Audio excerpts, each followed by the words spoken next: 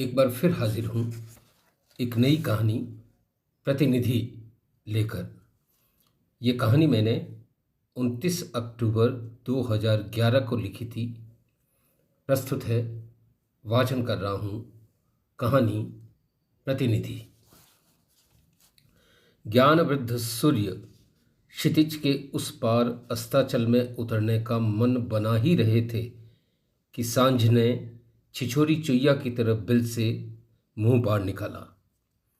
अवसर मिलते ही वह बाहर आने को यूं उतावली थी जैसे चिर समय से अंधकूप में पड़ा अज्ञानी बाहर निकलने को उत्कंठित होता है। शाम के 6 बजे होंगे। जेट एयरवेज की बिजनेस क्लास में खिड़की के पास बैठे पूर्णदत्त आंखें मूंदे जाने क्या सोच रहे थे। आकाश के बदलते रंगों की तरह उनके चेहरे पर बदलते भावों को देखकर कहना मुश्किल होगा कि वे भयग्रस्त थे, चिंताग्रस्त अथवा चिंतनग्रस्त। इतने गहन सोच का आखिर कारण क्या था? वे पहली बार हवाई यात्रा कर रहे थे। जीवन में प्रथम बार किए जाने वाले हर कार्य का अनुभव कितना अद्भुत होता है। मनुष्य कितने ही ऊंचे मुकाम पर क्यों न पहुंच जाए, प्रथम प्यार, प्रथम व्यवसाय, प्रथम संतति एवं ऐसी अनेक प्रथमतः प्राप्त होने वाली उपलब्धियां कितनी रोमांचक होती हैं। प्रथम हवाई यात्रा भी कम रोमांचक नहीं होती, विशेषतः तब जब उसे करने वाला व्यक्ति वह हो जो ये यात्रा अब से 25 वर्ष पूर्व सरलता से कर सकता था। निश्चय ही पूर्णदत्त चाहते तो ये यात्रा 25 वर्ष पूर्व कर सकते थे। अब वे 50 पार थे, लेकिन उनके उत्साह एवं चेहरे मोहरे को देखकर लगता जैसे 35-40 वर्ष के युवक हों। आज भी सर पर अधिकांश बाल काले थे। भरे गाल, ऊंचा कद, सुगढ़ दंत पंक्ति एवं आंखों पर लगा चश्मा उनके व्यक्तित्व को एक नया आयाम देता। उनके बातचीत करने की अदा एवं पहनावे से रईसी स्पष्ट दृष्टिगत होती। वे कोई नए रईस नहीं थे। अपने करियर के प्रारंभिक वर्षों में ही उन्होंने इतनी धन संपदा अर्जित कर ली थी कि वे चाहते तो कब की हवाई यात्रा कर लेते। लेकिन वही बात, वही परम सत्य कि नसीब में जो जब मिलना होता है तभी मिलता है। आज वे चेन ऑफ कंपनीज के मालिक थे। प्रॉपर्टी डीलिंग व्यवसाय में उनकी पैठ थी, लेकिन आश्चर्य, हवाई यात्रा की उनकी इच्छा आज तक पूरी नहीं हो पाई। उनके अनेक कर्मचारी हवाई यात्रा पर जाते तो वे अक्सर कहते, देखो मेरा भाग्य तुमसे भी कमजोर है। मैं सड़क एवं रेल मार्ग से आगे नहीं बढ़ पाया, मगर आप लोग हवाई यात्रा सहज ही कर लेते हैं। वे 8 वर्ष के थे तो जाने किस मरदूद ज्योतिषी ने उनकी मां को कह दिया कि उसके जीते जी पूर्ण को हवाई यात्रा से खतरा है। मां के जीते पुत्र को खतरा, यह भी कोई तर्क हुआ? उनकी मां की इस विज्ञान में प्रगाढ़ आस्था थी। फिर पूर्णदत्त इकलौते पुत्र थे। उसने पुत्र को हवाई यात्रा की इजाजत नहीं दी। इतना ही नहीं, मां ने उनसे कसम ली कि उसके जीते पूर्ण हवाई यात्रा नहीं करेगा। वैसे तो पूर्णदत्त पूरे अकड़ू थे, पर मां के प्रति श्रद्धा रखते। उनके पिता बचपन में ही गुजर गए थे। मां ने उन्हें संघर्ष कर कठिनाइयों से पाला था। यही सोचकर वे भी मां का कहा नहीं टालते। अब जबकि मां के निधन को 3 माह हुए, वे प्लेन में पहली बार सफर कर रहे थे। पूर्णदत्त की व्यावसायिक उपलब्धियों पर लोग दांतों तले अंगुली दबाते। एक युवक जिसे पिता से नगण्य संपत्ति मिली हो, उसका इस मुकाम पर आना निश्चय ही किसी आश्चर्य से कम नहीं था। यौवन से ही उन्होंने व्यावसायिक प्लॉट्स के विक्रय का कार्य किया एवं चंद समय में ही उनके पौभारा हो गए। जमीनों के बढ़ते दामों के चलते वे अल्प समय में ही श्रीपति बन गए। विजया से विवाह के पश्चात तो उनके करियर की जैदुदम भी बज गई। उन्होंने पीछे मुड़कर नहीं देखा। आज वे 50 कंपनियों के मालिक थे। हजारों कर्मचारियों का करियर उनकी कृपा पर अवलंबित था। देश भर में यत्र तत्र अनेक व्यावसायिक शाखाएं थी। अब तक उनके दोनों पुत्र भी युवा थे एवं काम में हाथ बटाने लगे थे। पूर्णदत्त में वैसे तो अनेक गुण थे, पर अभिमान सर चढ़कर बोलता। पैसा अगर इस रफ्तार से मिले तो अच्छे अच्छों की आंखों में चर्बी बढ़ जाती है। उपलब्धियां किसे मोहचित्त नहीं करती। वे तनिक सी बात पर तुनक जाते। दोपहर के ग्रीष्म सूर्य की तरह सभी उनके ताप से संतप्त रहते। कर्मचारी उन्हें आग का पुतला कहते। वे स्वयं के आगे किसी को कुछ नहीं मानते। बात बेबात कर्मचारियों को आंख दिखाते रहते। तेरी औकात क्या है जैसा वाक्य तो उनका तकिया कलाम था। कड़वी रूखी बातें उनकी जुबान पर होती। अक्सर जी हजूरियों से गिरे होते जो जब तक उनके अहंकार को हवा देते रहते। जैसे देव वैसे पुजारी मिल ही जाते हैं। ड्राइवर चपरासी तो उन्हें जी मालिक जैसे संबोधन से ही वार्ता करते। उनके आतंक का अवसान ऐसा था कि सभी एक पंख पर खड़े रहते। सरकार के मंत्री अधिकारी तक चंदा उगाने उनकी चौखट पर आते। उन्हें उपकृत कर वे जब तक अपने दबदबे का इस्तेमाल करते। ऐसे में उन्हें कौन समझाए, सूर्य को कौन आग दिखा सकता है। लेकिन आज की हवाई यात्रा से उनके मन में खलबली मच गई। हवाई पट्टी से उड़कर प्लेन ऊपर उठकर सीधा हुआ तो उन्होंने खिड़की से नीचे देखा। वे ये देखकर दंग रह गए कि उनका शहर कितना छोटा है एवं इसमें उनकी कंपनियां जमीनें तो न के बराबर हैं। उन्हें जीवन में पहली बार लघुता का एहसास हुआ। धीरे धीरे ये दृश्य विलुप्त होने लगा तो वे एक विचित्र सोच में पड़ गए। ये चिंतन धीरे धीरे इतना सघन हुआ कि वे पड़ोसी मुसाफिर को कहे बिना नहीं रह सके। दुनिया ऊपर से कितनी छोटी लगती है। भावातिरेक मन रीता होने का माध्यम ढूंढ ही लेता है। क्या आप प्रथम बार हवाई यात्रा कर रहे हैं? उनके पड़ोस में बैठे प्रोफेसर शर्मा ने उनकी तरफ देखकर पूछा। प्रोफेसर शर्मा उन्हीं के शहर में एस्ट्रोनॉमी यानी खगोल विज्ञान के प्रोफेसर थे। उन्हें पता था पूर्णदत्त शहर के प्रतिष्ठित व्यवसायी हैं, इसीलिए प्रश्न करते हुए उनकी आंखें आश्चर्य से फैल गई। शर्मा जी पूर्णदत्त को अच्छी तरह जानते थे। शहर के अखबारों में अक्सर उनके विज्ञापन होते। जी हाँ, मैं ये यात्रा प्रथम बार ही कर रहा हूं। यह कहते हुए उन्होंने शर्मा जी को अब तक हवाई यात्रा न करने की कथा बताई तो प्रोफेसर शर्मा का कौतूहल शांत हुआ। बात करते करते शाम का धुंधल का कब रात्रि में तब्दील हुआ पता ही नहीं चला।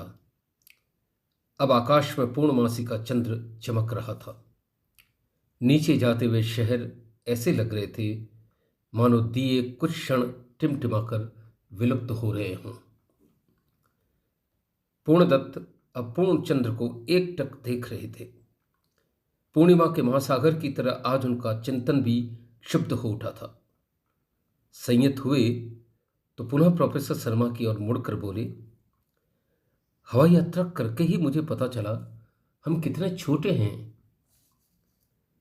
प्रोफेसर शर्मा ने अब उनकी ओर यूं देखा जैसे एक अनुभवी गुरु अपने नए शिष्य की ओर देखता है। उन्होंने पूर्णदत्त के मन की अपूर्णता को भांप लिया। ज्ञान बगाड़ने का इससे अच्छा अवसर फिर कब मिलता। पूर्णदत्त की ओर मुड़कर बोले, आप सामने उगते हुए पूर्णमासी के चंद्रमा को देखें। क्या आप जानते हैं ये पृथ्वी का आधा भी नहीं है। मैं तो इन चांद तारों के बारे में कुछ नहीं जानता। मेरी उम्र तो व्यवसाय लगाने हम बढ़ाने में ही गुजर गई। पूर्णदत्त बोली। प्रोफेसर शर्मा की बाँछें खिल गई। ज्ञानी के सानिध्य में बैठा निपट अज्ञानी कितना सुखकर होता है, इस तथ्य को उन्होंने आज शिद्दत से महसूस किया। उनका आत्मविश्वास पूर्ण चंद्र की तरह उत्कर्ष छूने लगा। आंखों की चमक दूनी हो गई। पूर्णदत्त जी से पुनः मुखातिब होकर बोले, आप ये जानकर हैरान रह जाएंगे कि जैसे चंद्रमा पृथ्वी से छोटा है, पृथ्वी बृहस्पति एवं शनि जैसे ग्रहों के आगे आधी भी नहीं है। अच्छा, सचमुच क्या ऐसा ही है? मैंने तो यह पहली बार आप ही से जाना है। पूर्णदत्त जी की आंखों में कौतुक उतर आया। बिल्कुल ऐसा ही है। इससे आगे बढ़ें तो सूर्य बृहस्पति एवं शनि से भी कई गुना है। प्रोफेसर शर्मा का मानो आज एक सुपात्र शिष्य मिल गया था। प्रोफेसर शर्मा को मानो आज एक सुपात्र शिष्य मिल गया था। ओह, क्या सूर्य इतना बड़ा है? आश्चर्यमुक्त पूर्णदत्त बोले। आप यूं समझिए कि सूरज को अगर क्रिकेट की गेंद के आकार का माना जाए तो पृथ्वी कंचे के बराबर है। कहते कहते प्रोफेसर शर्मा ने उनकी ओर यूं देखा मानो कह रहे हों कि धंधे में भले आप उस्तादों के उस्ताद हो, यहां तो शागिर्द ही बने रहो। पूर्णदत्त की आंखें आश्चर्य से लबालब थी। उनके चेहरे के आश्चर्य को देख प्रोफेसर शर्मा ने अपने व्याख्यान को यूं गति दी जैसे एक कुशल ड्राइवर खाली सड़क मिलते ही गाड़ी प्रथम से द्वितीय या अन्य आगे के गियर में डालता है। यह तो कुछ नहीं है पूर्णदत्त जी। इस ब्रह्मांड में ऐसे अनेक तारे हैं जिन्हें गेंद के आकार का माना जाए तो सूर्य कंचे के बराबर हो जाएगा एवं तुलनात्मक रूप से तब आपकी पृथ्वी बिंदु बराबर ही दृष्टिगत होगी। इससे और आगे बढ़ें तो ऐसे तारे भी हैं जिनके आगे सूर्य बिंदु बराबर दिखेगा एवं वहां पर आपकी पृथ्वी दृष्टिगत भी नहीं होगी। प्रोफेसर शर्मा का व्याख्यान निर्बाध जारी था। अरे बाप रे, मैं तो इस तथ्य से अब तक अनभिज्ञ था। आपकी बात सुनकर तो मेरी जिज्ञासा की आग बढ़ गई है। पूर्णदत्त बोले। यह ब्रह्मांड अनंत रहस्यों से भरा है पूर्णदत्त जी। यह अरबों खरबों वर्ष पुराना है। इस ब्रह्मांड में सूर्य से अनंत गुना असंख्य तारे, नेबुला, पुच्छल तारे एवं जाने क्या क्या हैं। यहाँ ऐसे ऐसे ब्लैक होल हैं जिसमें असंख्य पृथ्वियां समा सकती हैं। ये तारे अनवरत बनते टूटते जा रहे हैं। कहते तो यहाँ तक है कि इन ब्रह्मांडों से परे भी अनेक ब्रह्मांड हैं जिन्हें मनुष्य आज तक नहीं खोज पाया। प्रोफेसर शर्मा का ज्ञान आज भरे घड़े की तरह छलक रहा था। वे कुछ और कहते तभी पूर्णदत्त जी बोले, शर्मा जी अब विराम दें, इससे आगे मैं पचा नहीं पाऊंगा। प्रोफेसर शर्मा की आंखों में जीत का नशा छा गया। एक सब कुछ जानकर भी वह नहीं जान पाया जिसे कुछ न जानने वाले ने सहज ही जान लिया। पूर्णदत्त अब गंभीर हो चले थे। सीट पर सर टिकाकर उन्होंने आंखें मूंद ली। उनके चेहरे पर मां योगियों से भाव उभर आए। जगत का संपूर्ण दर्शन विस्तार लेकर उनके आगे खड़ा हो गया। वे मन ही मन सोचने लगे, इस बृहद अस्तित्व में हमारी पृथ्वी का क्या अस्तित्व है? कितना क्षुद्र, कितना लघु। इस अस्तित्व में भी कितने अस्तित्व सर उठाकर खड़े हैं। कितनी संस्कृतियां, कितने शहर, कितनी अट्टालिकाएं, बड़ी बड़ी नदियां, महान पर्वत, कितने धर्म, कितनी जातियां, कितने युद्ध, कितनी समस्याएं, कितनी महानताएं, कितनी मजबूरियां, कितनी सरकारें, देश, विचारधारा एवं इन सब के बीच एक वल्वल ऐसा मनुष्य। इन सब का रचयिता ईश्वर कितना महान है। महान होकर भी कितना मौन, उसे कोई दंभ नहीं। लेकिन मनुष्य खाक का पुतला होकर भी जाने कितने दंभ से भरा है। इस महान अस्तित्व में मेरी क्या औकात है? अब मैं जड़मूर्ख सबको कहता रहा कि तुम्हारी क्या औकात है? उस बड़ी लकीर के आगे सभी लकीरें कितनी छोटी है, उस विराट के आगे सभी बौने। हमारा अस्तित्व इतना क्षीण है तो हमारी समस्याएं, रिश्ते नाते, मित्र, धन दौलत जिनका हम दम भरते हैं, क्या वजूद है? छोटी छोटी समस्याओं को लेकर हम कितने तनाव में रहते हैं, जरा सा प्राप्त कर कितने प्रमादग्रस्त हो जाते हैं, अकारण कितनों की अवहेलना कर देते हैं, अणुमात्र होकर कितनी समस्याओं, हम कितने विशाल गर्व को जन्म दे देते हैं। काश हमें इस विराट अस्तित्व में हमारे शुद्र अस्तित्व का बोध होता तो हमारी समस्याएं, हमारे विरोधाभास, हमारे दंभ कपूर की तरह उड़ जाते हैं। हम अनन्य भाव से ईश्वर के शरणागत होते। सोचते सोचते पूर्णदत्त के चेहरे पर उपलब्ध ज्ञानियों से शांति फैल गई। उनके चिर संचित प्रश्नों का मानो आज एक साथ जवाब मिल गया। यकायक वे चौंके। प्लेन अब नीचे उतर रहा था। वे प्लेन से उतरकर बाहर आए। इस शहर की शाखा का एक कारिंदा बाहर उनका इंतजार कर रहा था। पूर्णदत्त जी के स्वभाव से वह परिचित था। उन्हें देखकर आगे बढ़ा। अब उनके हाथ में पकड़ा ब्रीफ केस उनसे लेने का प्रयास किया। पूर्णदत्त जी ने हाथ पीछे खींच लिया। कारिंदे के चेहरे पर भय उभर आया। उनकी ओर देखकर बोला, मालिक, रास्ते में कोई तकलीफ तो नहीं हुई? उसे पता था पूर्णदत्त जी को चापलूसी भरे शब्द बेहद पसंद है। मालिक नहीं, मैं तो मात्र प्रतिनिधि हूं। यह कहकर पूर्णदत्त जी ने क्षण भर के लिए ऊपर आसमान की ओर देखा, फिर वहीं खड़ी गाड़ी की ओर बढ़ गए। धन्यवाद।